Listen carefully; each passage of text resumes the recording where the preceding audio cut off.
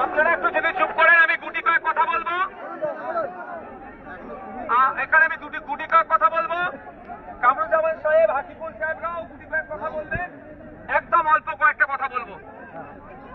বন্ধুগণ, আপনারা জানেন যে আমরা 20 তারিখ থেকে 27 তারিখ পর্যন্ত মেট্রো চ্যানেলের সামনে একটা শান্তিপূর্ণ ধর্ণা মঞ্চ বসতে চেয়ে আমরা এসেছিলাম।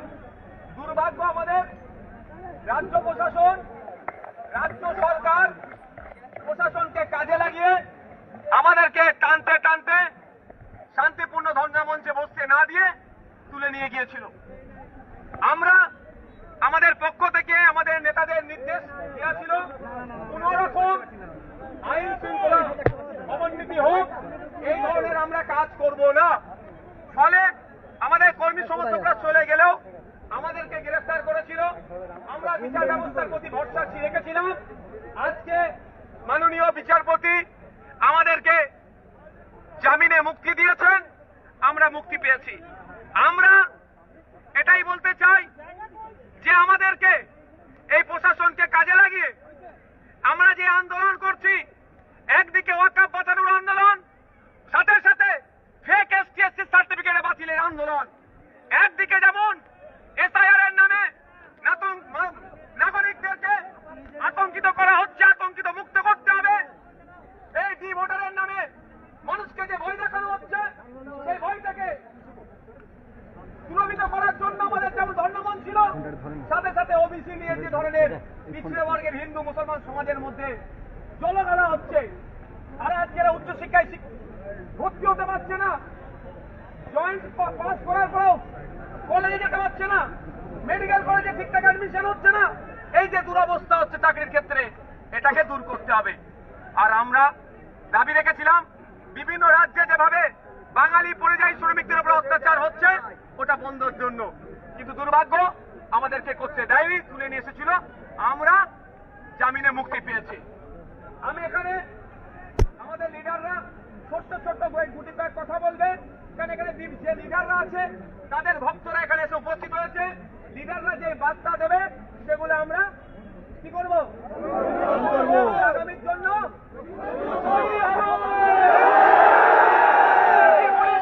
পুলিশকে দিয়ে এই ওয়াকফ সংশোধনী বিলের বিরুদ্ধে আন্দোলন থামাতে পারবে না।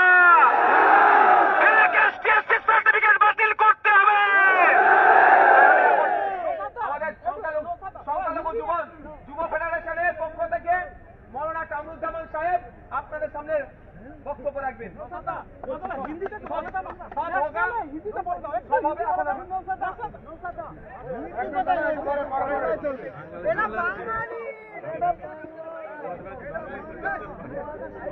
ভাই আপনাদেরকে বলেছেন আমরা কিন্তু কলকাতায় কোনো ঝামেলা করতে আসিনি, আমরা আইন ভাঙতেও আসিনি, আমরা কিন্তু কলকাতা পুলিশ কমিশনারকে গালি দেইনি। এমনকি একটা আন্দোলনের কর্মী কলকাতা পুলিশের গায়ে নখের আঁচড় পর্যন্ত দেয়নি।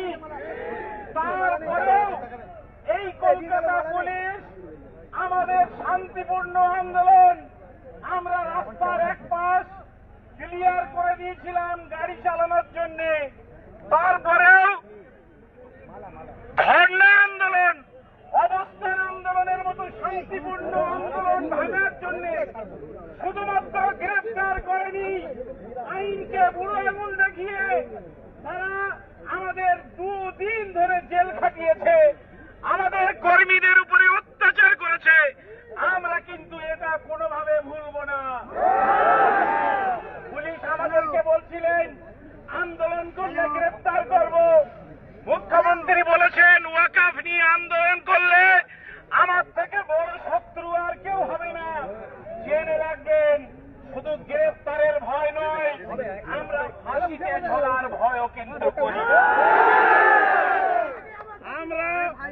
আমরা মাথা নত করা জাতি নই, লড়াইয়ের মধ্য দিয়ে শান্তিপূর্ণ আন্দোলনের মধ্য দিয়ে তা বুঝিয়ে দেব ইনশাআল্লাহ।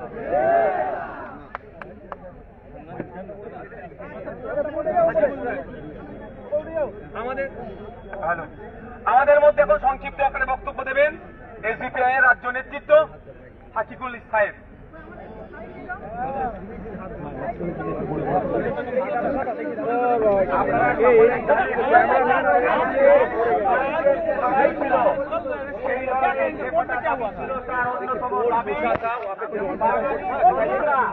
বাংলার বাইরে যে লাশ হয়ে ফিরছে সেই লাশকে সহমর্মিতা জানিয়ে লাশের পরিবারের মানুষ আমরা তাদের জন্য কান্নাকাটি করব।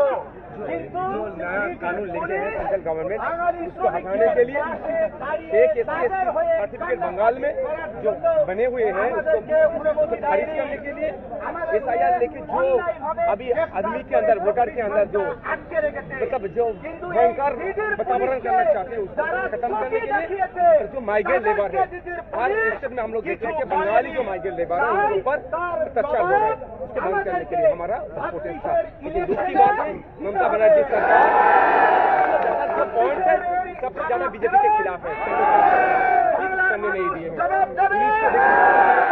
आयन के सामने हम लोग दिए हैं, हम लोग को बेच दिए। लड़ाई लड़ेंगे, वापस के लिए लड़ेंगे। एसआईआर के नाम पे अगर कोई को डिवोटर करेंगे उसके पास लेके जो डिवोटर करेगा उसके खिलाफ आइन लीगल लड़ाई लड़ेंगे।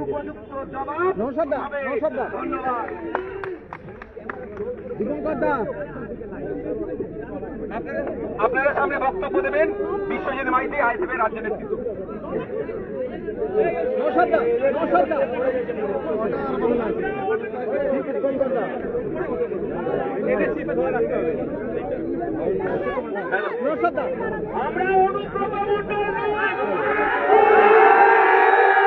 আমরা পুলিশকে তার স্ত্রী তার বউকে ধরে টানিনি যেভাবে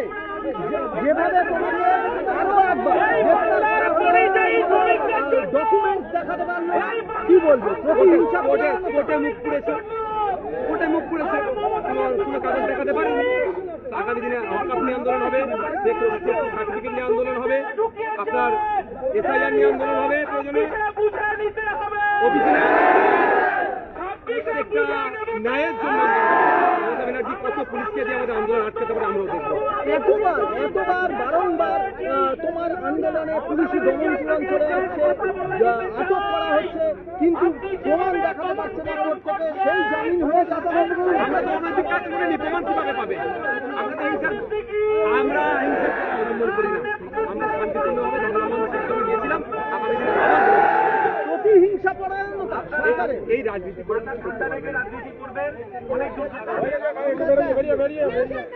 আমরা এখন বক্তব্য তুলে দেবো ডব্লিউপিআর পার্টির নেতৃত্ব রাজ্য করলে আমার হয়ে গেল সরোয়ার সাহেবের রাজ্য নেতৃত্ব সরোয়ার সাহেবের কাছ থেকে।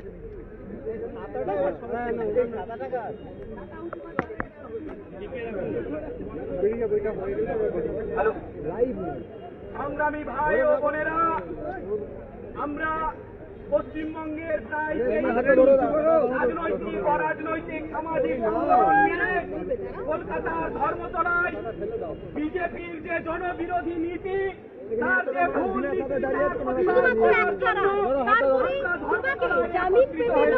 মালা দিয়ে প্রচুর সংখ্যক মানুষ তারা এখানে এসেছেন, কি বলবেন?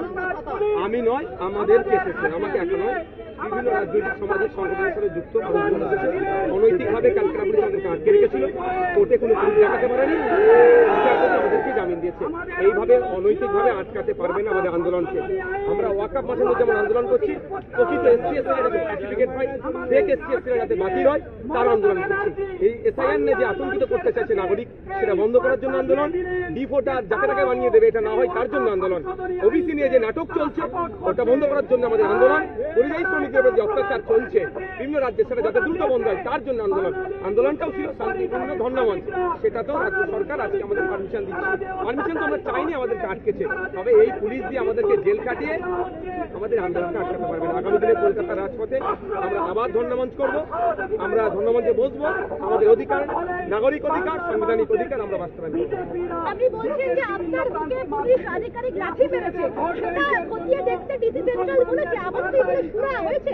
না আমাকে পুলিশ আধিকারিক কেউ মারেনি সেটা বলতে পারবো না। ওটাকে উনি সিভিল ড্রেসে ছিলেন, ওনার নেম প্লেট কিছু ছিল না। তবে আমি একটা কথা বলবো, আমি ক্যালকাটা পুলিশের উদ্দেশ্যে বলবো, সিপি স্যারের উদ্দেশ্যে, এরপর থেকে যদি আমার অন্তত কাছে সিভিল ড্রেসের কেসে কেউ যদি আমাকে টানাটানি করে, আমার সিকিউরিটি বুঝিয়ে দেবে। আপনি আপনার নেম প্লেট দিয়ে পাঠাবেন, যে যে আমি আইন ভঙ্গ করি আইনের আমাকে দরকার অ্যারেস্ট করবেন। এই সিভিল ড্রেসে পাঠানো এটা নোংরামি হচ্ছে। যখন আমি সিভিল ড্রেসে আমাদের কেউ গুন্ডা বলে যদি দুটো গালে চড় দিয়ে দেয়, কোর্টকে কি বলবে? পুলিশকে গালে চড় মেরেছে। পুলিশ না গুন্ডা আমরা বুঝবো কি করে? যেভাবে আমাকে আক্রমণ করলো, ঘুষি মারলো, এটা মেনে নেওয়া যায় না। আগামী দিন কি আন্দোলন এইভাবেই জারি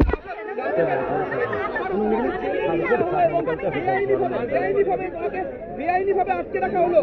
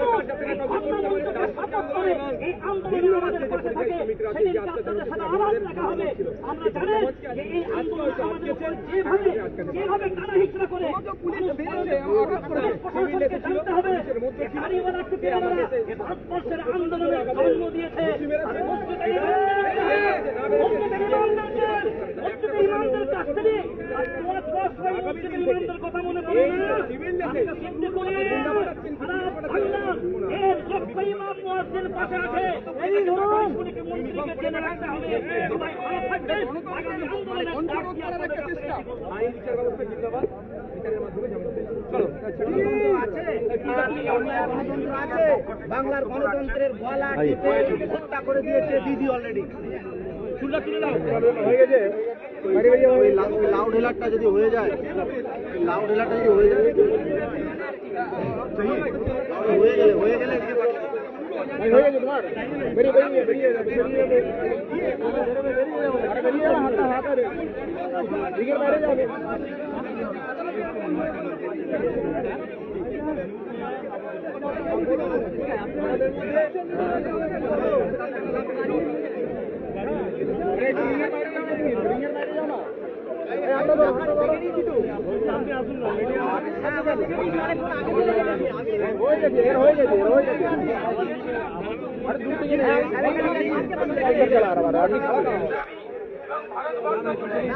শ্রমিকদের উপরে অত্যাচার চলছে তার প্রতিবাদে কিন্তু বাংলার প্রশাসন, বাংলার মুখ্যমন্ত্রীর নির্দেশে যেভাবে আমাদেরকে শান্তিপূর্ণ ধর্ণামঞ্চে যেভাবে হাজরাতে টেনে টেনে ঠেলে হয়েছে, তার জবাব বাংলার মানুষ দেবে তো।